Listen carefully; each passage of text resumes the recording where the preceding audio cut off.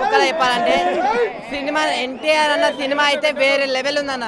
అంటే ప్రతి ఒక్కరు రాజమౌళి తర్వాత వచ్చే సినిమా ఫ్లాప్ అవుతుంది అన్నారు కదా, దాన్ని నిజంగా దాన్ని గట్టి పెట్టేసి సినిమా అయితే నాకు చాలా నిజంగా చెప్తున్నా కదా. ఎన్టీఆర్ గారి లుక్స్ కానీ ఆయన ఫైటింగ్ స్టైల్ కానీ నిజంగా ఒక్కొక్క డైలాగ్స్ ఉంటాయి చూడండి, వేరే లెవెల్. ఇంటర్వెల్ ఇప్పుడే అయింది, ఇంటర్వెల్ ముందు వచ్చే ఫైటింగ్ సీన్ అయితే నిజంగా సముద్రం అంతా ఎర్ర సముద్రం అయిపోతుంది అనమాట, అలా ఉంది. నిజంగా అంతకు మించి ఉందన్న.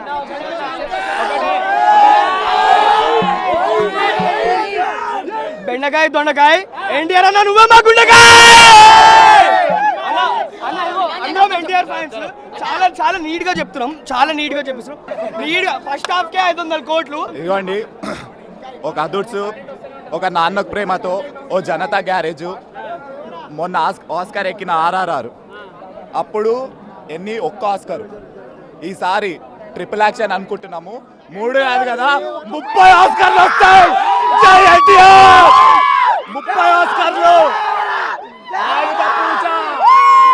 బాలీవుడ్ లేదేం లేదు, టాలీవుడ్ మొత్తం వరల్డ్ అంతా ఎన్టీఆర్ చూసుకుంటాడు. అసలు ఇంటర్వెల్ ఫైట్ 40 కాదు 400 మంది వచ్చిన ఒక్క ఎన్టీఆర్ మొత్తం చూసుకోండు. సముద్రం ఏలేస్తాడు, సముద్రంలో నీళ్ళ కంటే రక్తం ఎక్కువైంది. జై ఎన్టీఆర్. ఎన్టీఆర్ అన్న హిట్ కొట్టాడు అన్న హిట్ కొట్టాడు. ఒక్క మాట చెప్పాలంటే మా ఇంట్లో పెరుగు లేదు,